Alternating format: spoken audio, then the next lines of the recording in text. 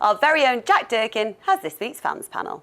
Welcome back to another episode of the Fans Panel. In today's episode, we're going to be looking ahead at the away fixture coming up this weekend at the Emirates Stadium against Arsenal.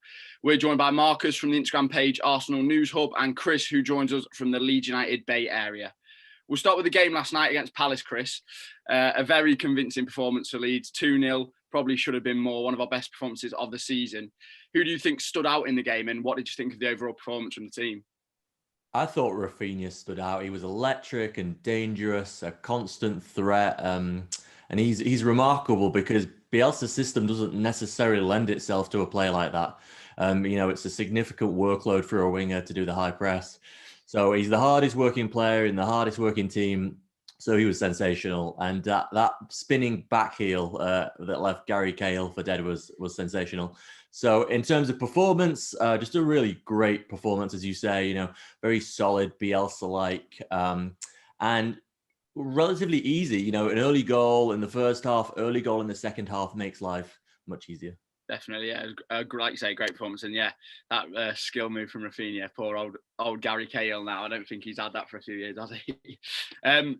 Marcus, Arsenal's form recently hasn't been the best with 2 losses and then a draw to Man United the week before that. Do you think you can pick up some form against Leeds this weekend and possibly get the 3 points? Yeah, I'm hoping to be fair. Short little sort of runs have been our sort of main how we've done this season in terms of we started well with wins in the start of the season against Fulham and West Ham, and then up until Christmas we were awful, just couldn't get results at all. And then from Boxing Day, really, that Chelsea win sort of sparked a bit of a run of form from there.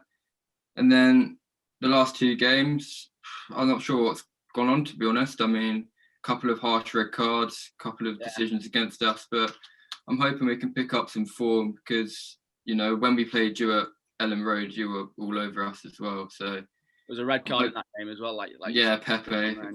I think it was Alioski, wasn't it? Yeah, it was. I'm hoping we can pick up some form and try and get 3 points.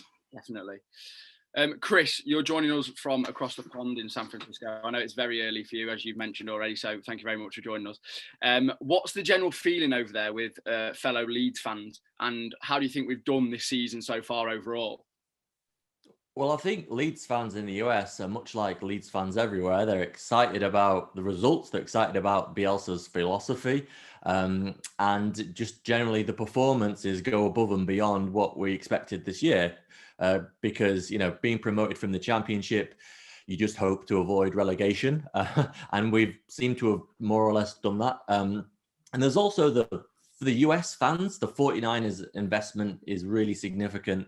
It's an opportunity to grow the fan base here, specifically in the Bay Area, with events and a larger community, which is going to be great for everyone. So there's a lot to look forward to. Has that happened a lot? Obviously with the 49ers investment, has that grown the fan base a lot over there? Are you meeting a lot of new fans or? Absolutely. So we've basically doubled our membership in size in the Bay Area. We've now got about 75 members, and looking to grow that. And obviously once the lockdown and the pandemic is over, we can start doing more face-to-face meetups, and potentially even at the Levi Stadium in San Francisco, which is a fantastic venue, and something that maybe Leeds can emulate with Elland Road redevelopment in the future. Yeah, definitely. It's exciting times, definitely, especially with that, like you say, investment from the 49ers. Marcus, there's been a feeling, which you touched on earlier with the red cards, amongst Arsenal fans, that the referee's having a bit of an agenda against them at the moment, with a few decisions going here and there that are very opinionated from the Arsenal fans. How do you and the other Arsenal fans feel about the decisions that have been going on from the referees? Yeah, as you say, over social media, over the past few weeks, I've seen images everywhere from past few seasons talking about, why this should have been a red card and whatnot.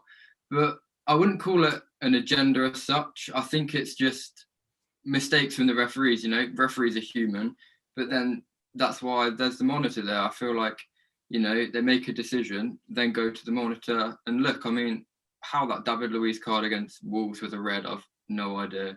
Yeah, I've got to agree. It's very, very harsh, I thought. Yeah, it's not just us, which is the thing. I mean, there was that Souček one against who was at Fulham the other night, and also that Bednarek one against Man U. I think even Mike Dean looked at the monitor on that one. So I think, I don't know how to get around it, whether, refs get held accountable and, they come in for a press conference at the end of the game and explain their decision. But I wouldn't call it an agenda. It's an interesting conversation, that, isn't it, with the whole idea of the referees coming in for a press conference after a game, because, like you say, managers do it, players do it. It almost makes sense for a referee to do it, and maybe not immediately after the game, maybe a couple of hours after that they then hold an interview and it gets posted somewhere or whatever. But yeah, it's an interesting way to look at it, definitely. There's only 1 point that separates the two teams currently in the league. So the game this weekend is probably bigger for both teams than you originally would think. Leeds can move into a much stronger top 10 position, and Arsenal would move back into the top 10 with a win. Chris, we'll go for you first. Who do you think the 3 points are more vital to when we're looking at the table in the season? To be honest, I think Arsenal, actually, because they've got aspirations to be in the Europa League this year. They finished 8th, I think, last year. So, finishing in the bottom half of the table would be a bit of a disaster for them. Whereas Leeds, we've got 32 points. You'd say typically 35 to 38 would be enough to survive. So I think we're fantastically well placed. We can kick on and, maybe try a few new things. But this weekend, I would say Arsenal. Marcus, what do you think? I'm sure you're going to agree on that. Yeah, I agree with Chris. Definitely us. I mean, for you guys coming up from the Championship last year, as Chris said, I mean, you just want to stay up. You wouldn't dream of Europe. But for us, I mean, we've got Europe, the past 24 seasons now. So I can't really imagine a season without European football. So I think this is massive. And as I said earlier, I mean, hopefully it can kickstart another little run of form and push us up into those spots.